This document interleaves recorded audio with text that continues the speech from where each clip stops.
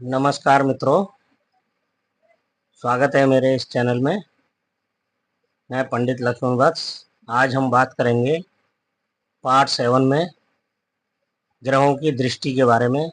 जब किसी की लग्न कुंडली आपके पास आएगी तो आप उसका विश्लेषण करेंगे, तो ग्रहों की दृष्टि आपको अवश्य मालूम होना चाहिए, क्योंकि हमारे ग्रहों की जो दृष्टि होती है वह एक दूसरे पर पड़ती है या राशि पर पड़ती है। जिस भाव में बैठा होता है ग्रह, जिस किसी भी भाव में बैठा हुआ ग्रह, उससे 7वीं दृष्टि उसकी पूर्ण दृष्टि होती है। लेकिन कुछ दृष्टियां एक्स्ट्रा होती हैं, उसके बारे में सभी को जानकारी होनी चाहिए, क्योंकि कुंडली का विश्लेषण करना, आप सामने वाले का भविष्य बता रहे हो, तो इसलिए बहुत ही बारीकी से आपको जानना होगा। क्योंकि दृष्टि के बारे में अगर आपको नहीं पता तो आप कुंडली का विश्लेषण नहीं कर पाओगे। इसीलिए आज हम कुंडली के विश्लेषण के बारे में जानकारी करेंगे और दृष्टि के बारे में बताएंगे कि कौन कौन से ग्रह की कौन कौन सी दृष्टि होती है।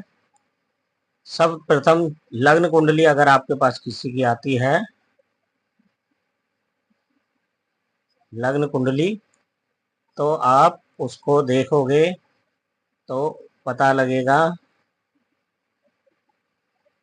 कि क्या हमें दृष्टि से पता लगता है कि दृष्टि हमारी जो पड़ रही है किसी ग्रह की, हमारे किसी ग्रह पर या किसी भी राशि पर पड़ती है, तो उसका फलादेश उसी हिसाब से किया जाता है कि फलानी डेट पर, उस डेट पर, उस समय पर इसके साथ यह दुर्घटना होगी।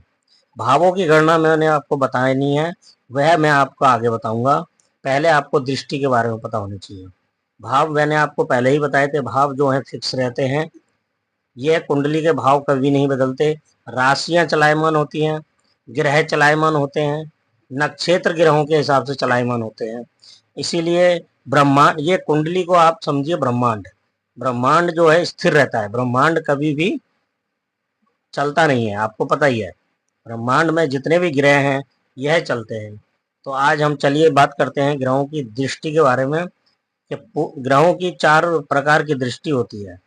पूर्ण दृष्टि, त्रिपाद दृष्टि, द्विपाद दृष्टि, एक पाद दृष्टि। तो एक पाद दृष्टि जो होती है वो काफी दूर से देखने पर मालूम पड़ता है कि हमें हाँ जी फलाना आदमी दिख रहा है। इस तरीके से एक पाद दृष्टि। थोड़ा वह व्यक्ति नजदीक आता है तो उसे कहते हैं दो पाद दृष्टि, तो और दो साफ नजर आने लग गया। थोड़ा और नजदीक आता है तो उसे कहते हैं त्रिपाद दृष्टि। और जब वो एकदम आमने सामने कोई भी ग्रह या व्यक्ति हमारे सामने आ जाता है तो हम उसे पूर्ण दृष्टि से पहचान लेते हैं कि यह व्यक्ति फलाना है, या हमारा दोस्त है, या हमारा मित्र है, या हमारा संबंधी है। इसी प्रकार ग्रहों की भी दृष्टि होती है। एक पाद दृष्टि, दो पाद दृष्टि, तीन पाद दृष्टि और पूर्ण दृष्टि।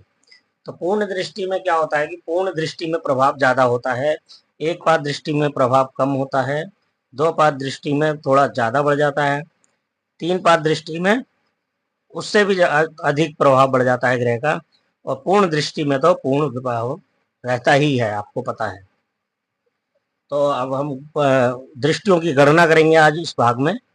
तो सबसे पहले हम श्री गणेशाय नमः, गणपति महाराज का नाम लेंगे और गणेश जी से प्रार्थना करेंगे कि हे गणेश जी, हम जिस भी कार्य को कर रहे हैं इसको संपन्न करें, इसमें हमें सफलता दिलाएं और हमारा कोई भी कार्य हो उसमें सफलता हमें प्रदान करें।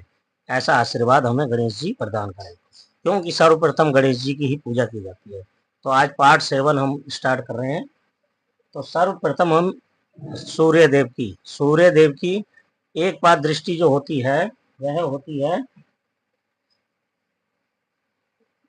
3, 10।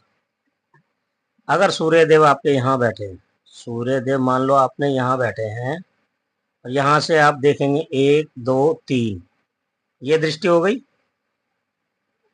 4, 5, 6, 7, 8, 9, 10, 10वीं दृष्टि यहाँ आ गई। ये दूर दूर हो गई ना, ये भी दूर हो गई। द्विपाद दृष्टि देखेंगे अब हम 5 और 9। ठीक है, सूर्य देव की दो पाद दृष्टि 5 और 9 हमने जानी। तो 5 और 9 में देखेंगे हम 1, 2, 3, 4, 5। ठीक है, 6, 7, 8, 9 यहाँ पर आ गए अब सूर्यदेव। 2 पाद दृष्टि हो गई। 3 पाद दृष्टि आपकी हो गई 4 और 8। ठीक है, पूर्ण दृष्टि इनकी 7 होती है। 7वें घर को हमेशा यह ग्रह पूर्ण दृष्टि से देखते हैं सूर्यदेव। यहाँ से गिरेंगे 1, 2, 3, 4, 5, 6, 7। 7वीं दृष्टि सूर्यदेव की यहाँ आएगी। इसी प्रकार चंद्रदेव की पूर्ण दृष्टि 7वीं होती है। ठीक है, 4 और 8 त्रिपाद दृष्टि होती है। 5 और 9 2 पाद दृष्टि हो गई। 1 पाद दृष्टि हो गई 3 और 10।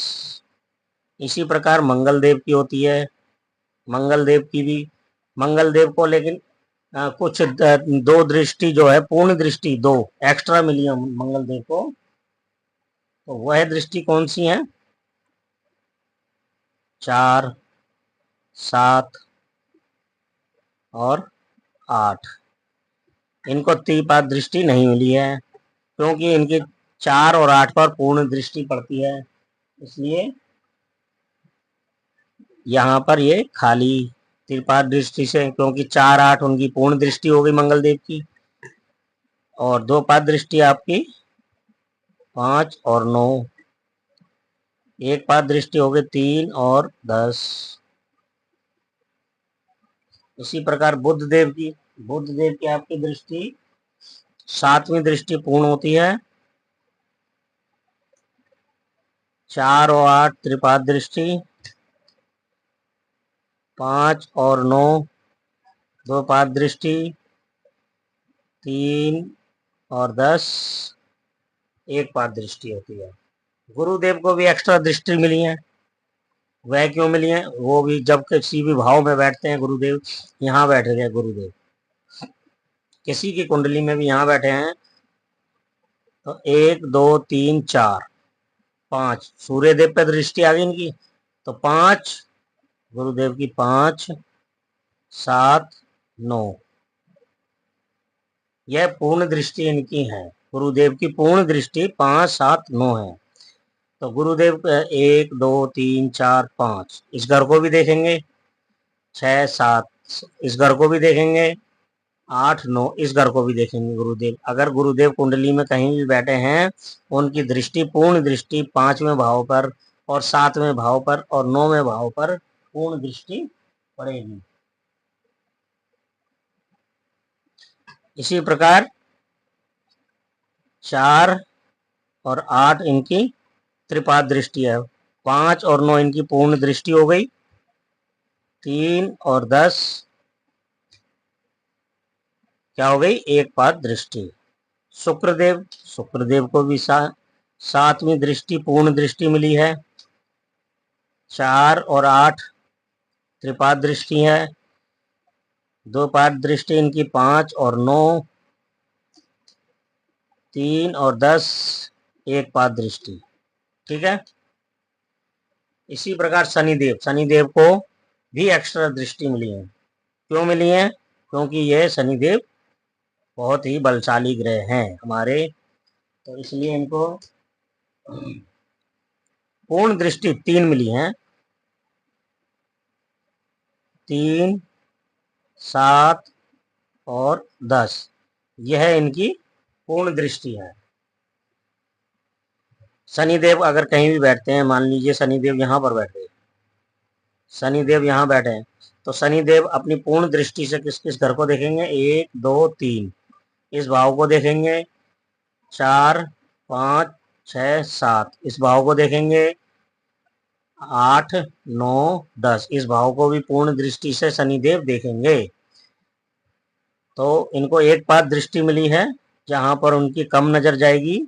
4 और 8, 5 और 9, 3 और 10 इनकी पूर्ण दृष्टि हो गई। इसीलिए इनको 1 पाद दृष्टि नहीं मिली है, क्योंकि इनकी 3 और 10 पूर्ण दृष्टि होती है। क्योंकि जब हम बारीकी से किसी भी कुंडली का विश्लेषण करते हैं, तो हमें दृष्टि का जब पता नहीं होगा तो हम किसी की कुंडली के बारे में कुछ भी नहीं बता पाएंगे। इसीलिए हमें जब बारीकी से कुंडली का विश्लेषण करना होता है तो हमें यह दृष्टियां भी देखनी पड़ती हैं ग्रहों की, एक पाद दृष्टि, दो पाद दृष्टि, तीन पाद दृष्टि, तभी हम फलादेश किसी भी कुंडली का, किसी भी जातक की कुंडली का हम फलादेश कर पाएंगे। तो राहु देव को जो दृष्टि मिली है, जो गुरुदेव को दृष्टि मिली है, वही एक्स्ट्रा दृष्टियां राहु देव को मिली हैं। 5, 7, 9 और एक दृष्टि और एक्स्ट्रा मिली है 12 नंबर। ये इनकी पूर्ण दृष्टि होती है, ठीक है। और केतु देव को भी 5, 7,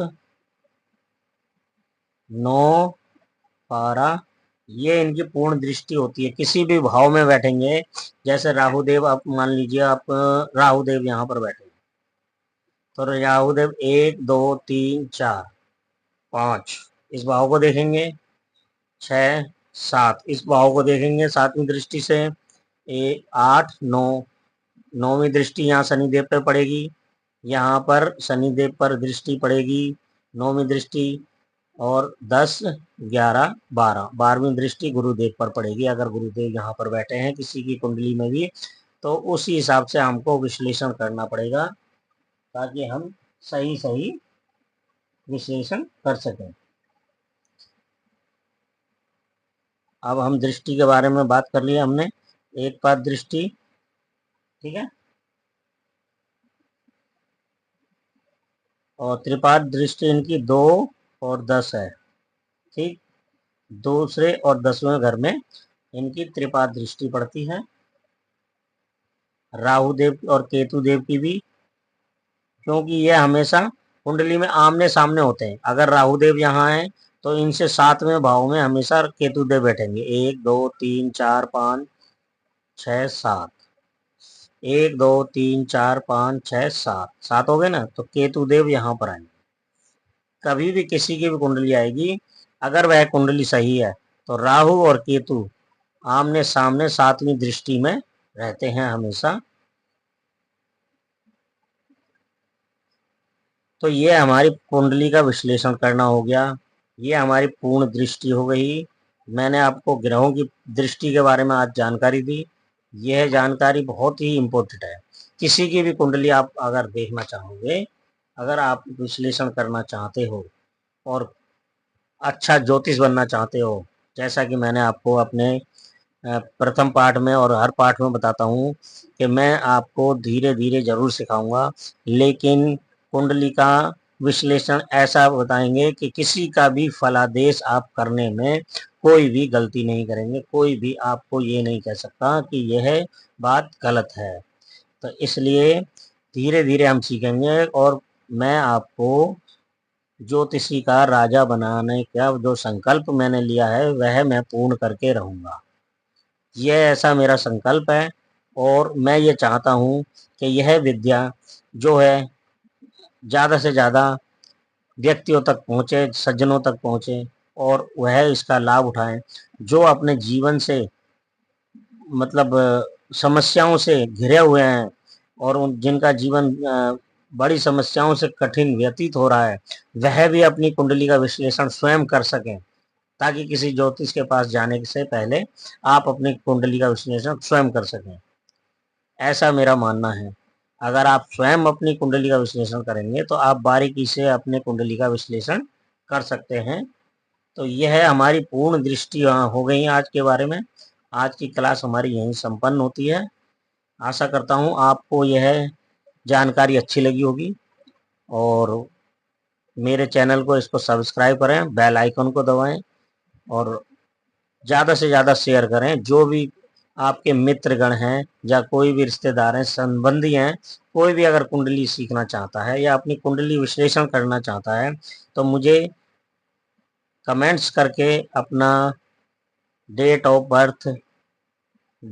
बर्थ, समय, टाइम और स्थान मुझे कमेंट्स कर सकते हैं। मैं उनकी कुंडली का विश्लेषण बारीकी से करके और उनकी समस्या का समाधान करूंगा। और जीवन में क्या समस्या है उनको, ये भी मुझे लिखें।